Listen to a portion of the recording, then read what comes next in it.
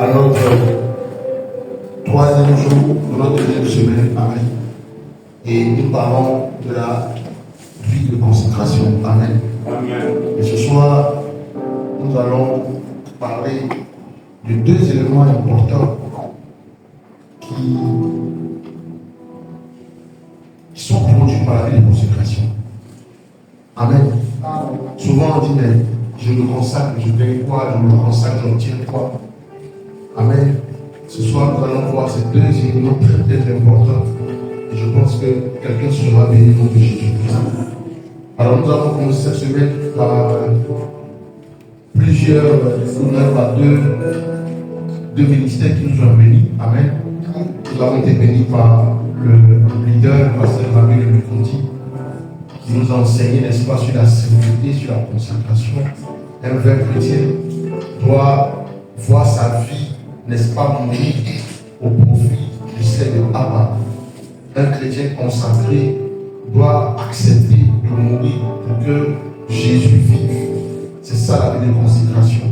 Un chrétien qui est consacré ne doit pas vivre comme les autres vivent. Alléluia. Et hier aussi, nous avons été bénis, n'est-ce pas, par le pasteur Didier, qui nous enseignait sur les niveaux de consécration. Il a parlé du pavis, il a parlé du lieu saint, il a parlé du lieu très saint. Il a parlé du lieu très saint. Amen. Amen. Et on a dit comme ça que si n'est pas venu, c'est que je ne l'ai pas dit. Pas dire à nous, tu vois, non? Oui. Donc ça ne l'ai pas dit. Que Dieu t'aide. Dis à ton voisin que Dieu t'aide. Au nom de Jésus. Ce soir, après nous allons parler. Je ne sais pas comment je vais formuler ça, mais j'ai envie de dire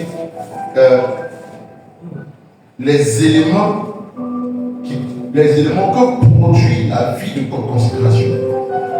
Les deux éléments que produit la vie de consécration. Mais avant, je veux quand même encore revenir encore sur la définition. Consacrer, c'est mettre à part. Amen. Et nous devons comprendre une chose. Quand nous lisons Jérémie chapitre 1, verset 1 jusqu'à 5, bien évidemment, on se rend compte que tout chrétien est consacré. Il n'a pas dit Amen. Tout chrétien est consacré. Consacré parce que nous avons accepté Jésus. Nous avons accepté Jésus. Et par Jésus, nous sommes réconciliés avec Dieu et notre Père. Et la réconciliation fait de nous des consacrés. Il a dit à Jérémie, avant que ta mère ne puisse imaginer de te mettre au monde, moi l'Éternel, je t'avais consacré. Avant que ta mère ne te mette au monde, je t'avais consacré prophète des nations. Donc, Jérémie, qui arrive sur la terre, il vient dans un but d'accomplir sa vie qui a été consacrée. Bien avant même que ses parents puissent songer à le mettre au monde. Et vous savez que ce n'est pas tous les hommes de la terre qui auront au paradis. Il y a des enfants de Dieu et puis il y a des enfants du diable. Parce qu'aujourd'hui, je vous parle là. Il y a des personnes aux États-Unis qui font des cultes au diable. Et ça ne les choque pas du tout. Au contraire, ils sont heureux. Et quand vous voyez ça, ça veut dire qu'il y a des enfants de Dieu et puis les enfants du diable. Mais les enfants de Dieu sont consacrés dès la naissance ou avant même la naissance. Si tout de suite je vais acheter mon téléphone à la gare de Pessa, quand je suis arrivé à la maison, j'ai dit au Seigneur, Seigneur, je te consacre ce téléphone. Que toutefois que ce téléphone va sonner, que ce soit pour ta gloire. Et puis je dépose ça à la maison.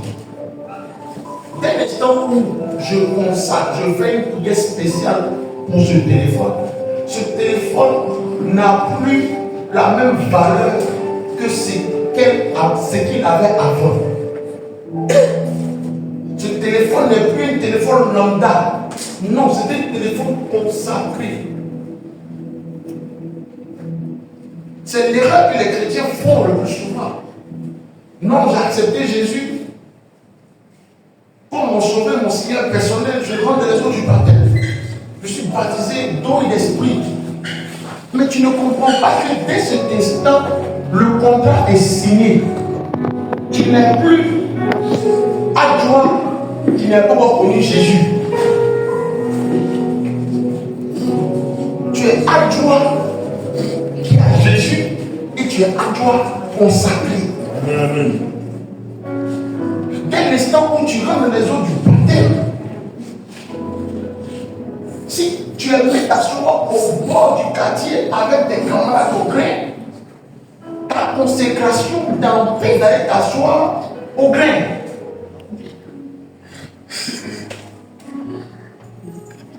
Si tu oublies ça et que tu t'assois au grain, le Seigneur va te dire non. Avant, tu les appartenais. Mais maintenant, tu m'appartiens. Ta vie ne t'appartient plus. Ta vie m'appartient à moi personnellement. Donc, je peux faire de toi ce que je veux. Ça agit un peu comme une réclamation. Beaucoup d'entre nous sont dans des églises. Et ils ont été présentés le jour de la naissance, comme nous autres. Dès l'instant où on te présente à l'autel de Dieu, peut-être que tu ne sais pas, tu es en train de crier une guerre, tu pleures même. Mais tu ne comprends pas ce qu'ils sont en train de faire. On vient de te livrer à l'autel de Dieu. Dès cet instant, tu n'es plus maître de toi-même. Tout ce que tu vas faire, toutes les envies, tout ce que tu vas vouloir accomplir, doit répondre à la volonté de Abba. Donc il dit à Jérémie, si tu veux, va te promener, va chercher travail, mais tu vas tourner jusqu'à toi. Tu es prophète de nation. Ta fin là, c'est de t'asseoir et de prophétiser. Ta fin là, c'est de t'asseoir et d'intercéder pour les gens, pour que les gens puissent tourner leur cœur vers Dieu. Alléluia. Nos églises ont des problèmes parce que les chrétiens ont démissionné. Nos églises ont des problèmes parce que le chrétien ne connaît plus sa place. La consécration ne dépend pas de la prédication de ton pasteur. Amen. La consécration va dépendre de ce que Dieu a mis en toi dès le sein de ta mère. Souvent, tu commences à avoir le dégoût du monde. Tu ne comprends pas. Ne cherche pas à comprendre, frère. C'est la consécration qui fait ça. Parce qu'un chrétien consacré, à un moment donné, commence à avoir le dégoût du monde. Alléluia. Amen. Nos églises ont des problèmes parce que le chrétien ne vit plus une vie de consécration. C'est pour ça qu'un pasteur peut venir les marmailler. C'est pour ça qu'on peut se retrouver avec des situations bizarres. Sinon, quand tu sais que tu es consacré, même quand le diable envoie une montagne de péché, à un moment donné, ton cœur est dans la tristesse.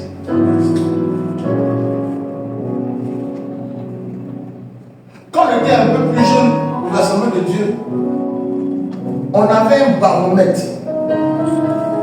Et on se disait entre nous, si tu pêches et que tu te sens à l'aise dedans, c'est que tu as un problème.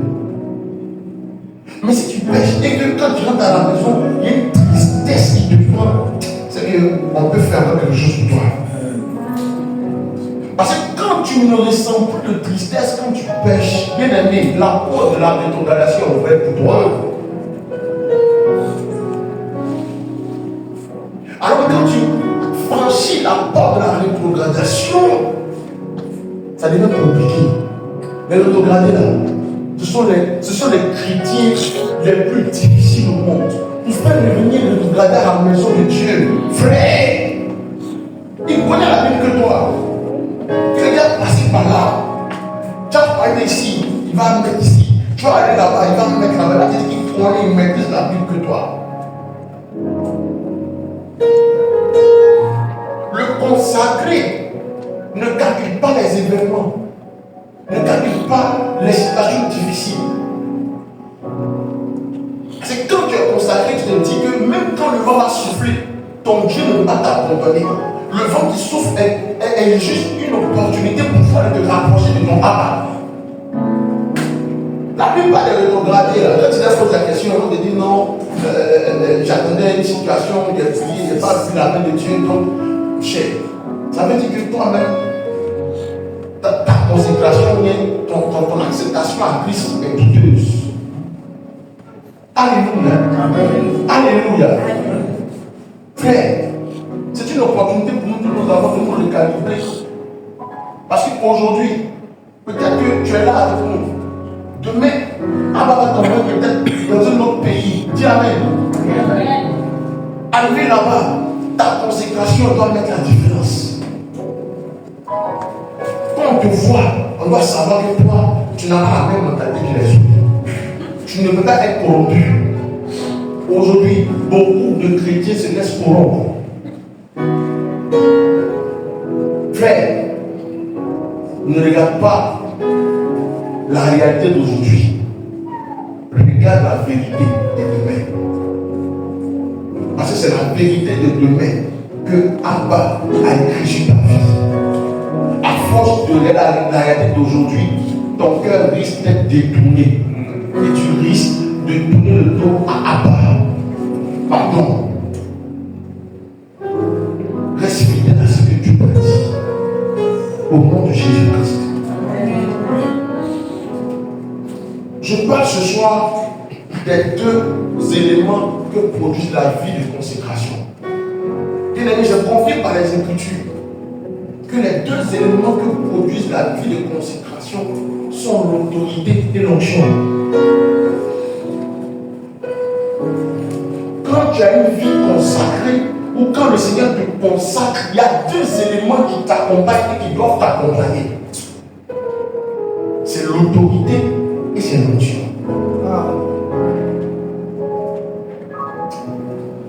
Psaume 89, verset 21. C'est Abba qui parle. Abba dit, j'ai trouvé David mon serviteur. Je l'ai oint de mon huile sainte. Ma main le soutiendra et mon bras le fortifiera. Verset 23, puis je m'arrête. L'ennemi ne le surprendra pas et le méchant ne l'opprimera point. Dis Amen. Amen. Toute consécration donnée par Dieu est accompagnée de l'autorité et de l'onction. À un moment donné, Paul a dit dans Galates que l'Éternel m'avait consacré depuis longtemps dans le sein de ma mère. Jésus, lorsqu'il faisait les miracles, lorsqu'il faisait les actions, tout, les familles ont dit, mais avec quelle autorité tu fais ça? Quand tu as une vie consacrée, il y a l'autorité et l'onction qui t'accompagnent. Mais bien aimé, cette autorité et cette onction peuvent mourir sur le cours du chemin. Quand tu as une vie consacrée, peu importe le domaine dans lequel ta vie est consacrée, parce que là aussi c'est notre message. Avant de te consacrer à être un docteur, lui, il peut consacrer ta vie à être un footballeur. Dans ton affaire de football, là, les personnes vont te voir, ils vont voir ton témoignage et ils vont être impactés par cette affaire. Quand tu vas quelqu'un dit, j'ai consacré ma vie à ça. Ça veut dire que toute sa vie, il a passé son temps à travailler pour atteindre cet objectif. Mais quand Allah te consacre, il te donne l'autorité et l'onction.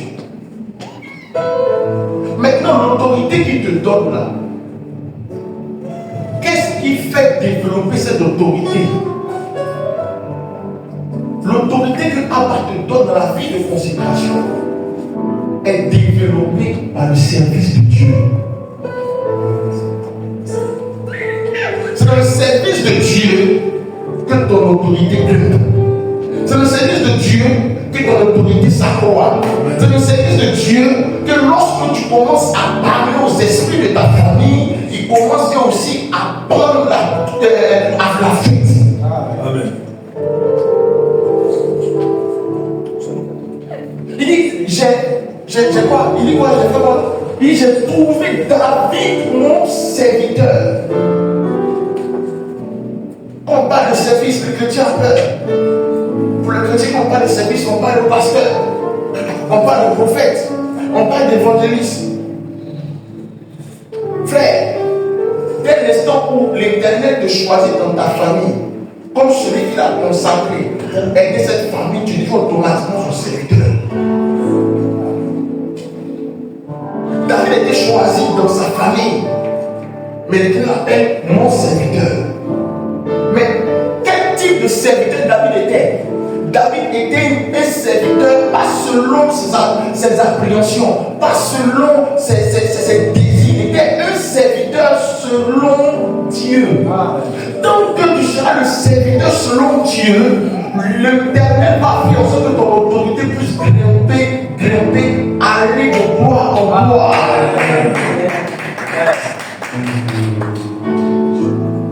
Donc, tu consacres ta vie par le service que Dieu te donne, et ce service produit une autorité. Voilà pourquoi tu peux t'arrêter et dire, Goliath, qui es-tu?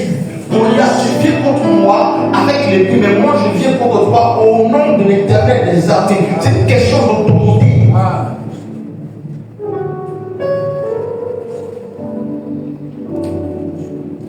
Tu peux manifester l'autorité dans tout type de service que Abba te donne.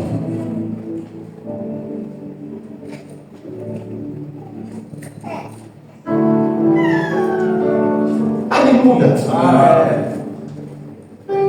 Dans le service, tu acquiers l'autorité.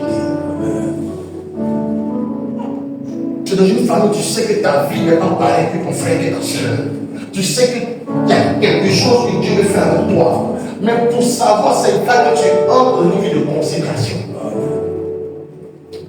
Et pendant que tu es dans la vie de consécration, c'est là qu'il te montre comment agir, comment prier. Un peu comme Gédéon. Il dit, Gédéon, je t'ai choisi. Tu es un vaillant héros. Je dis, non, mais moi je me retrouve des de la famille en train de faire la boîte. Alors comment que je peux être un vaillant héros? Il dit non, Gédéon, je t'ai choisi en tant que vaillant héros. C'est par Gédéon que Abba a sauvé Israël de la main de Madian. Donc il dit, bon Seigneur, si c'est non toi qui m'appelles, montre-moi comment faire. Et la Bible dit qu'il a suivi l'instruction de Abba. Dans ta vie de consécration, tu dois savoir qu'il y a un service qui est rattaché à ça. Et c'est quand tu accomplis ce service, quand tu accomplis la volonté de Dieu, j'ai envie de dire que le service, en un mot, le service, c'est accomplir la volonté de Dieu. Bah, tu peux te retrouver en train de prêcher ici, mais c'est pas la volonté de Dieu. Tu peux te retrouver de prendre le micro. Tu as vu quelqu'un à prêcher, tu aimais sa tête, tu aimais sa façon de faire, et tu fais comme lui. Et tu apprends.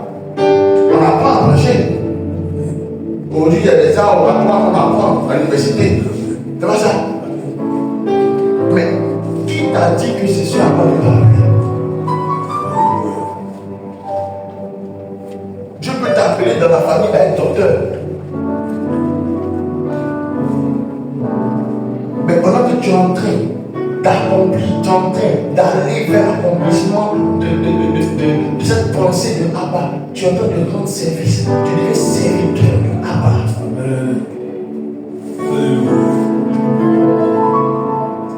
Parce que quand tu es serviteur de Abba, véritable serviteur, tu n'es pas, comment je vais dire ça? Tu n'es pas appelé à vouloir mélanger les choses. Tu n'es pas appelé à vouloir mélanger les choses. Mais c'est quand tu doutes que Abba t'a appelé quelque part, c'est là que tu es appelé à mélanger les choses. Souvent tu parles de son info étranger pour remettre dedans. Moi tu es appelé à tricher. Mais quand tu sais que Abba t'a appelé à ça, que tu échoues aujourd'hui, que tu échoues demain, tu sais que forcer des échecs là, je ne suis pas sorti dedans. Si tu échoues aujourd'hui, tu pries. Seigneur, aujourd'hui j'ai échoué. Comment qu'est-ce que j'ai échoué? Forcément, il va te révéler. Il va te dire pourquoi tu as échoué. Et tu vas corriger pour que demain tu ne puisses pas échouer. Mais quand c'est pas Dieu qui t'a appelé à ça, dès que tu as l'opportunité de mélanger les choses, tu mélanges.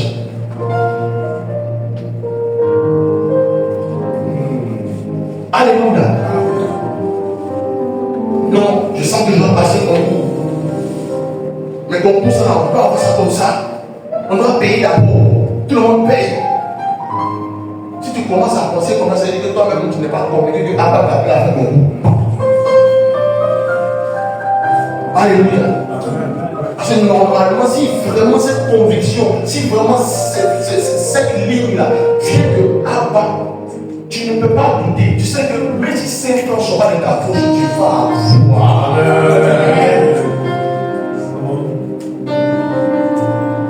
Le diable peut te mettre dans l'embûche, mais tu sais que ça c'est juste un petit tremblin. Parce que ce que Abba a dit, forcément ça va s'accomplir.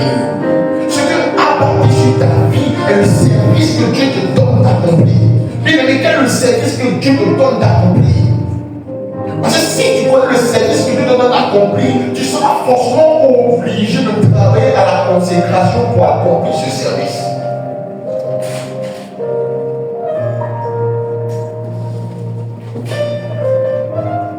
Non, je suis prophète des nations. Non, Dieu m'a appelé à être prophète des nations. Prophète des nations, prophète des nations. Tu as vu quelqu'un en train de prophétiser, en train d'entrer dans la lignée des gens, tu as aimé le don. Mais mon ami, aimer le don ne veut pas de toi un serviteur de ce don. Tu peux aimer le don, c'est pas mauvais. Parce que mon frère Arnaud, c'est pas grave. J'aime son don. Mais c'est pas ça que tout le monde Dieu m'a donné. Alléluia. Maintenant, tellement que j'aime ce don, je me dis que je dois avoir forcément ce don. Si je commence à avoir cette pensée, ça veut dire que je suis en train de forcer la volonté de Abba.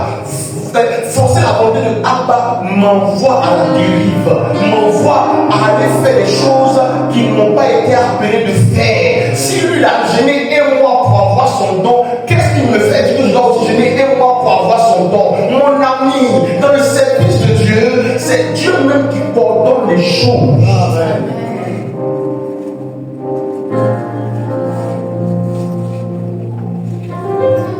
Jésus a été appelé à mourir pour nous. C'est son service. C'est son service. Il est venu sur la terre, cette fois il a annoncé l'évangile, il a fait des guérisons, tout et tout. Mais le véritable service pour lequel il est venu là, c'était la croix. À Gethsémani, il dit, Seigneur, est-ce que c'est possible que cette coupe s'éloigne de moi? Après, il dit non pas ma volonté, mais ta volonté. Parce que tu m'as donné ce service. Tu m'as donné cette instruction. Et je sais que dans cette instruction, j'ai l'autorité de mourir, d'avoir l'effort, d'avoir le courage de mourir et d'aller pour pouvoir sauver ces personnes pour qui je meurs.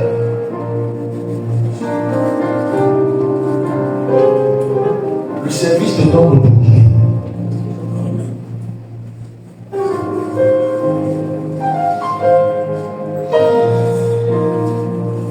Et dans ce service qu'il te donne, plus tu le fais, plus tu accomplis ce service, plus tu fais à l'accomplissement de ce service, il y a une autorité qui vient.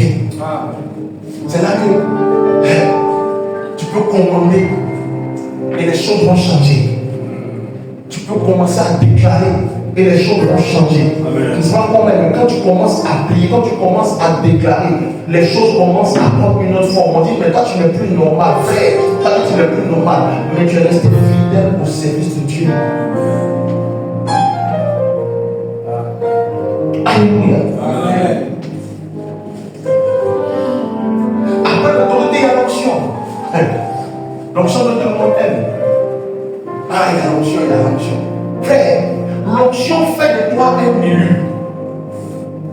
Il dit, j'ai trouvé David mon serviteur. Et puis je fais quoi? Je l'ai oué.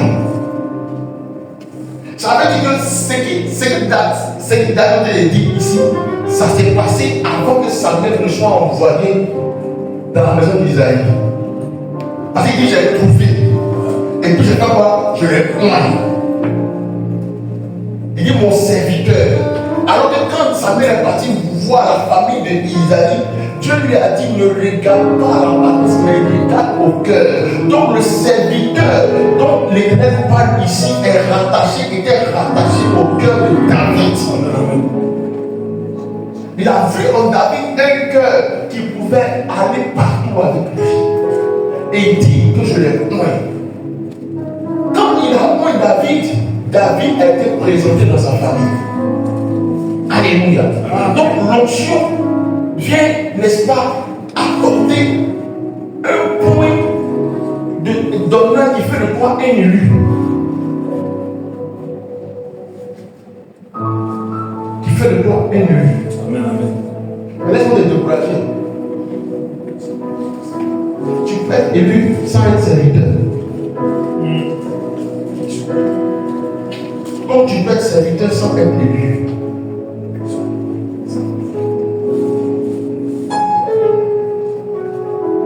L'onction te présente. La vie de consécration va t'aider à multiplier cette onction que Dieu te donne pour te présenter. Dieu te présente, quand Dieu te donne l'onction là, il donne une alerte à tout le monde spirituel. À lui là, je l'ai choisi et je l'ai oint. Maintenant, ta vie de consécration te dira comment faire pour augmenter cette onction. David pouvait s'arrêter juste au niveau de Goliath. Parce que la Bible a tué Goliath. Il a tout eu. Il a eu l'argent, les femmes. Ses parents ont eu un nom. Il pouvait s'arrêter là.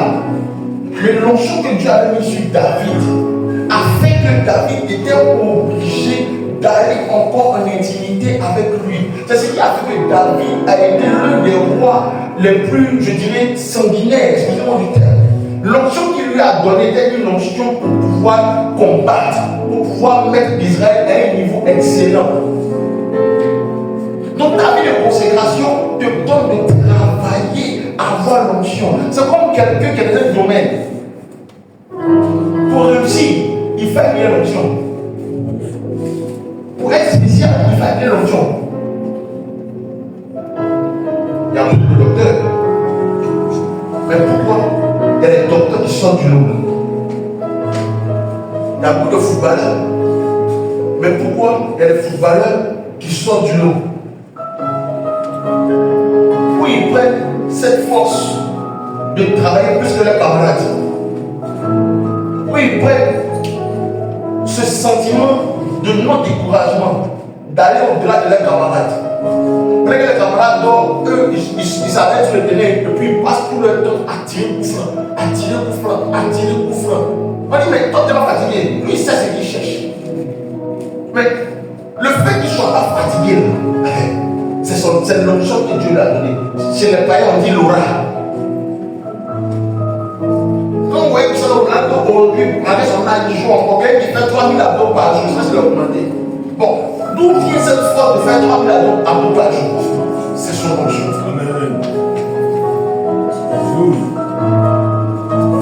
Parce que pendant que tu es en train, tu sais que Dieu a donné des yeux pour voir des choses extraordinaires. Tu ne prends pas tes yeux pour aller autre chose. Mais tu passe du temps dans la présence de Dieu, dans la grotte. Seigneur, mes yeux, Seigneur, fais de mes yeux tes yeux, fais de mes yeux tes yeux, fais de ma bouche ta bouche. Tu ne prends pas ta bouche pour aller dire autre chose. Tu ne prends pas tes pieds pour aller où on ne doit pas aller. Pendant que tes camarades dorment, toi tu sais pas, tu as une envie de prier, tu as une envie de jeûner. C'est l'onction que Dieu t'a donné. La Bible dit quand l'onction est tombée sur David, David était agité. Il était agité. Mais le problème, on dit que dans l'église, beaucoup aiment l'onction, mais ils n'aiment pas le côté serviteur. Ils n'aiment pas le côté service. Beaucoup aiment être élus. Lui, c'est moi, je suis le meilleur, je suis comme ça, je suis comme ça. C'est moi, je parle, et puis les gens se cassent. C'est moi, je parle, et puis tout le monde tombe. Mais frère, l'onction que tu as ne fait pas de toi un serviteur. Parce qu'à un moment donné, quand tu prends conscience que tu as l'onction, tu peux voir manifester l'onction de toi-même. Parce que tu sais que tu es élu, tu sais que c'est toi que Dieu a placé là. Donc tu peux voir manifester de toi-même. Alléluia. Isaïe 49, verset 1 à 6. On va comprendre quelque chose tout à l'heure. On est toujours sur la vie de consécration. Je parle des facteurs de la vie de consécration. Isaïe 49, verset 1 à 6.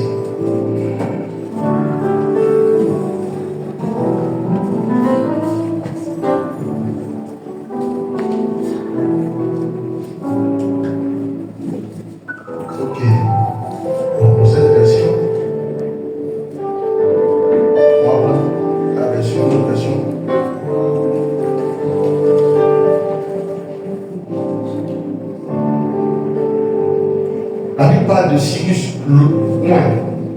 La Bible dit que la fin de Cyrus au point. Mais il y a une partie qui est très importante.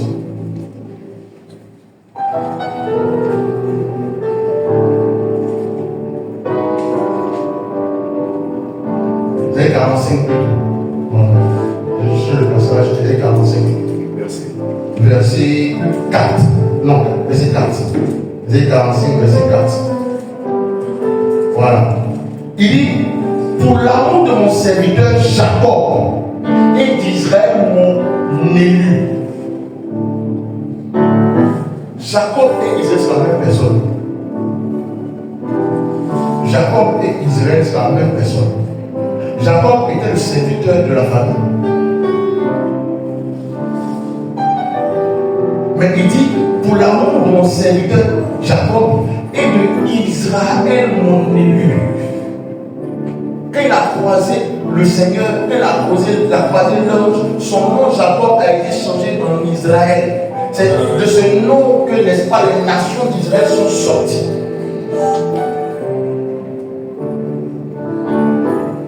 Tu peux être élu sans être serviteur. Tu peux être serviteur sans être élu. Mais c'est les deux réalités ensemble qui font de l'âme consacrée. Amen. Ouais.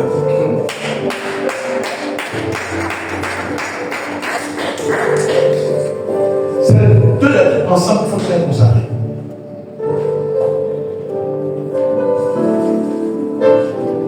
Aujourd'hui, nos églises sont remplies d'élus.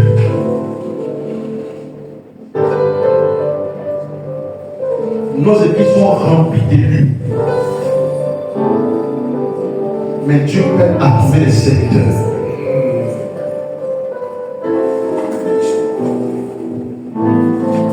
Le serviteur marche dans la volonté de Dieu. Et dans la volonté de Dieu, il monte dans l'onction. Pourquoi me dire que nous sommes remplis d'élus et non de serviteurs? Parce qu'à un moment donné, dans l'onction, tu ne peux plus descendre. Et quand tu commences à mélanger le feu étranger avec Dieu, tu n'es plus serviteur de Dieu. Tu n'es plus serviteur de Dieu.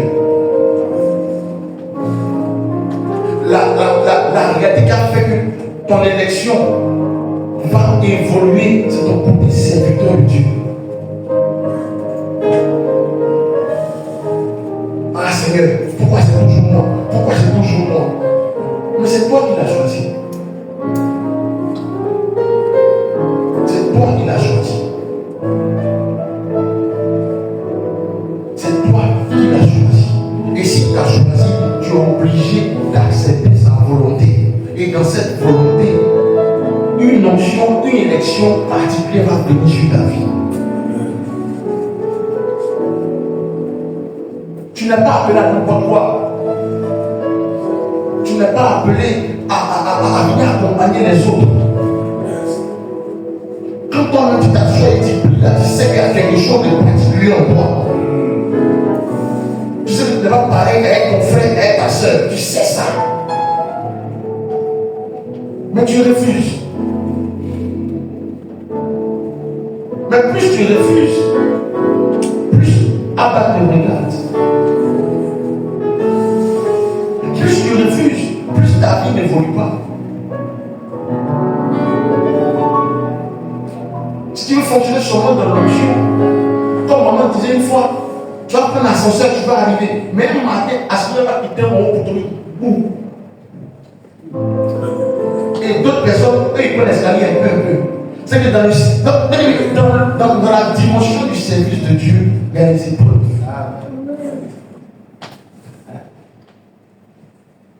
Il y a les épreuves.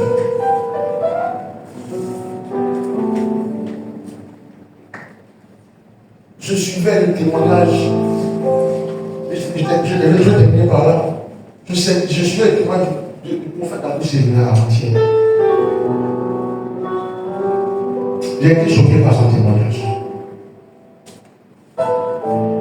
Quelqu'un qui n'a pas été évangélisé, n'a pas été évangélisé. Il était dans une situation où la pression du diable était trop sur sa vie. Comme il disait, il y avait un esprit de mort qui l'accablait. Il sentait que la mort était là. Jusqu'à un moment donné, il s'est retrouvé à pauvre sur un rocher, à l'embouchure. Une fois, il dit, jette-toi, jette-toi, jette-toi.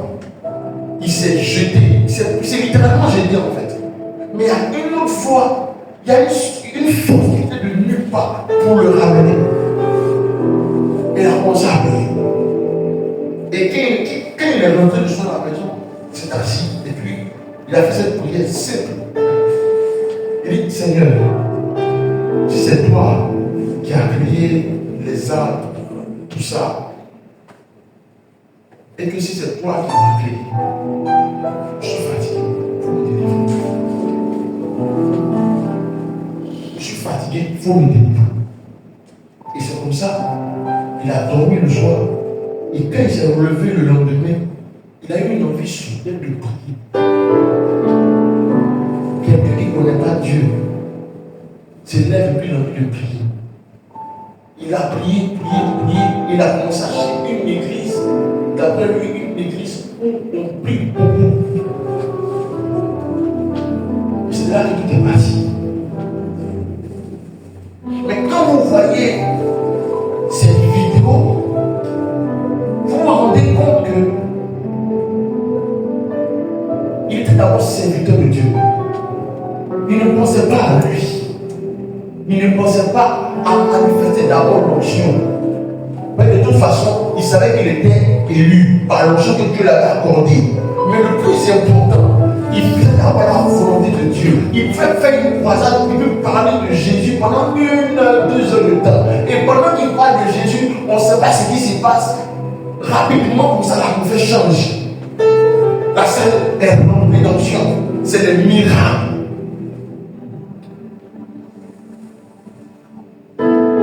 Il cherchait Dieu. Parce qu'il savait que sans ce Dieu, il ne pouvait pas être ce qu'il est ou ce qu'il est. Il avait une vie de consécration. Parce qu'à un moment donné de ta vie, tu t'assois, tu fais ton bilan. Qu'est-ce qui va pas, Seigneur? Qu'est-ce que j'ai fait? Que je devais faire et que je n'ai pas fait.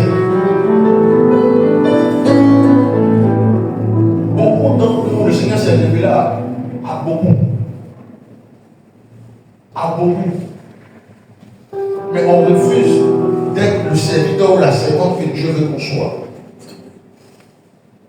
Et on veut être béni. Tu peux pas être béni. Ton frère peut, lui, il peut désobéir à Dieu. Mais toi, tu ne peux pas désobéir à Dieu. Toi, tu es condamné à accomplir la volonté de Dieu. Tu es condamné. Tu es élu. Et comme tu es élu, tu es condamné à accomplir sa volonté. Ne pense pas que le fardeau est trop gros pour toi. Non. Parce que la Bible nous enseigne que lorsque Dieu nous donne un fardeau, c'est parce qu'il sait nos épaules ont la capacité de supporter ce fardeau. Bien aimé, dans la vie de consécration, tu dois manifester l'autorité. Et le Seigneur te donne d'être loin. Et plus tu seras dans la vie, plus tu seras dans une dimension d'accomplir ce pourquoi Dieu t'a appelé, tu feras des choses extraordinaires. Les docteurs font combien d'années pour sortir docteur? C'est bon, j'ai 8 ans, non? Bon, 9 ans, toute une vie. Lui, il étudie anatomie de l'ensemble. Mais c'est sans stage. 9 ans. Il se consacre. Et le moment même là, il ne dort pas. C'est-à-dire qu'il peut aller en boîte, mais lui, il ne peut pas aller en boîte. Il ne peut pas. C'est-à-dire qu'il peut aller s'amuser à la place. Lui, il ne peut pas aller s'amuser. Il ne peut pas. Parce qu'il doit sortir avec mon champ moral. Sinon, il va recommencer. Il sera chassé même de l'université.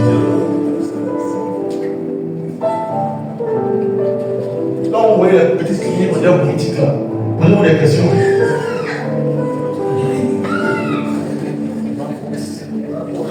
Amen. Les petites cliniques, on dirait boutique, on ne sait pas où ça commence pour la dernière. Posez-moi des questions. Parce qu'il y a plein qui n'ont pas eu le doctorat et qui sont assis là-bas. La vie de consécration. Le mot docteur, là, c'est une autorité. Souvent, tu as besoin de la signature du docteur. Sans quoi, on ne donne pas congé maladie. C'est pas ça que vous êtes. Donc, sa signature, c'est une autorité. Abba dit, tout ce que vous demanderez au nom de Jésus, je vous le donne. Jésus est notre signature d'autorité. Mais si tu ne prends pas du temps à connaître Jésus, comment tu peux signer pour que ta prière soit exaucée par moi?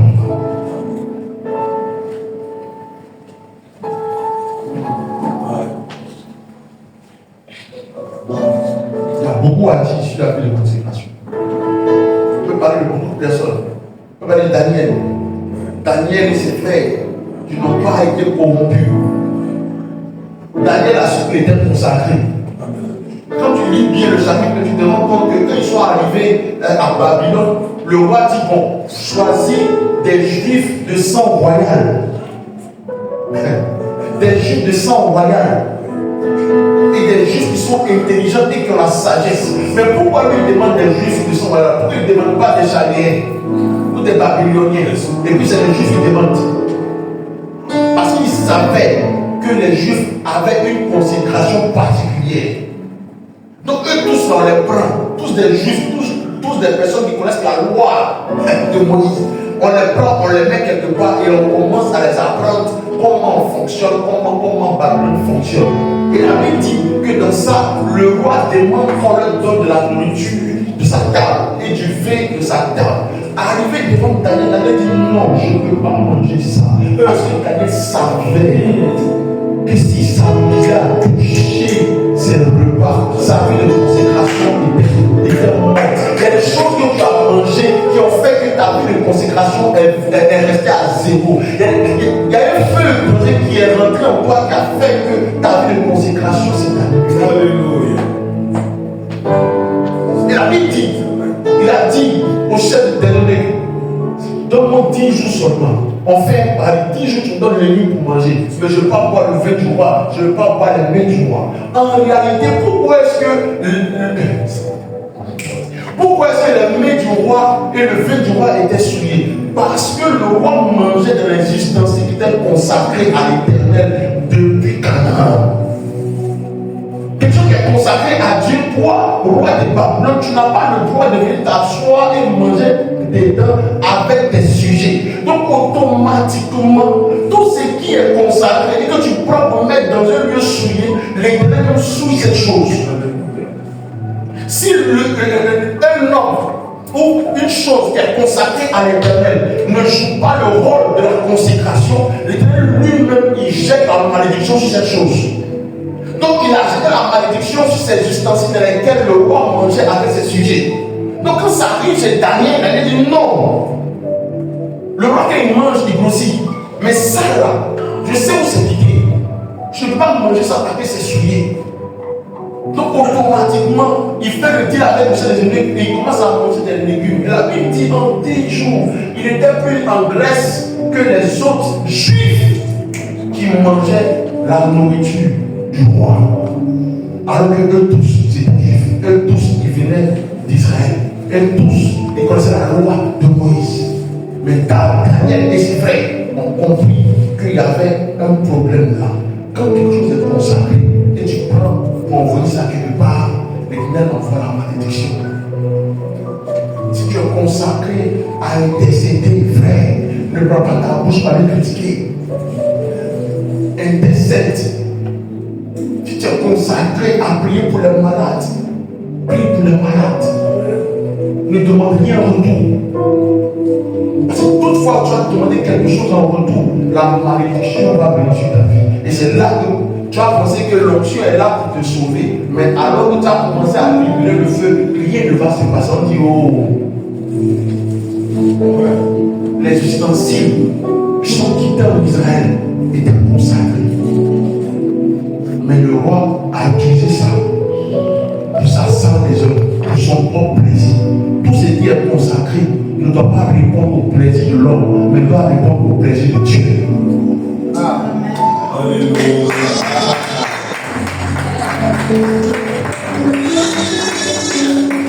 Tout ce qui est consacré doit répondre au plaisir de Dieu. Au plaisir de Dieu. Rien que de Dieu.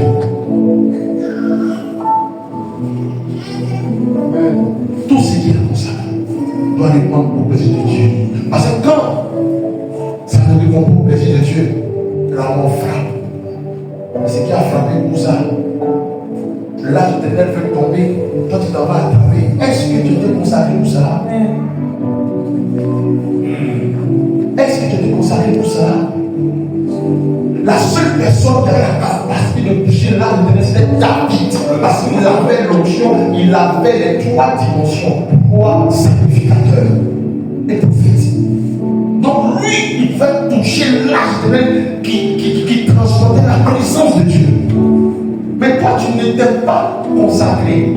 Il a voulu toucher, on dit c'est vrai, il voulait aider Dieu. En réalité, il devait aider Dieu. Il voulait aider, il voulait le faire. C'était pas mauvais. Mais est-ce qu'il était consacré pour le faire? Et parce qu'il n'était pas consacré pour le faire, Dieu l'a frappé. Consécration est la mort d'état. Et la mort d'état. Frère, je refuse que ta vie connaisse la mort. Mais s'il te plaît, il faut prier, travail à accomplir, travail à vivre cette consécration et à accomplir la volonté de Dieu. Consacrer, ce n'est pas forcément le plus péché. C'est David était le plus grand pécheur. Non, la consécration incombe de rester dans la présence du Abba et dire Seigneur, aide-moi à accomplir ta volonté. Que je mange ou que je ne mange pas. Que j'ai des amis que j'en ai pas. Que je me marie ou que je ne me marie pas. Si c'est ta volonté, il n'y a pas de souci. Akuna Matata.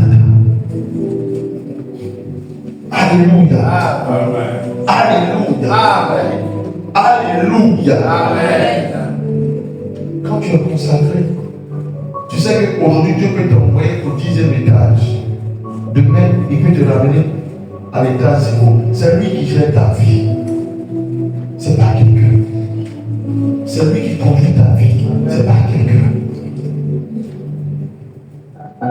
Et quand tu comprends ça, tu es paix. Tu tu es en paix. Et tu pries davantage pour comprendre sa pensée, pour accomplir sa pensée. Que Dieu nous aide à comprendre ces choses. Que Dieu nous aide à comprendre ces choses. Dieu te révèle des choses, tu ne comprends pas. Viens voir le pasteur. Si Dieu te révèle, l'avenir de Dieu te donne une inspiration. Et que c'est nécessitant, ne doute pas. Fais-le. Fais-le. La grâce est qu'aujourd'hui, les gens qui sont consacrés peuvent se permettre certains laxismes. La grâce fait que Dieu te laisse faire. Et là, il y a un moment où il ne te laissera plus faire. Tant qu'il est encore temps, frère, reviens dans la ligne de la consécration. Tant qu'il est encore temps, reviens dans la ligne de la consécration. Et tu verras ta vie connaître un changement de vie. Tu dois lever à ta vie.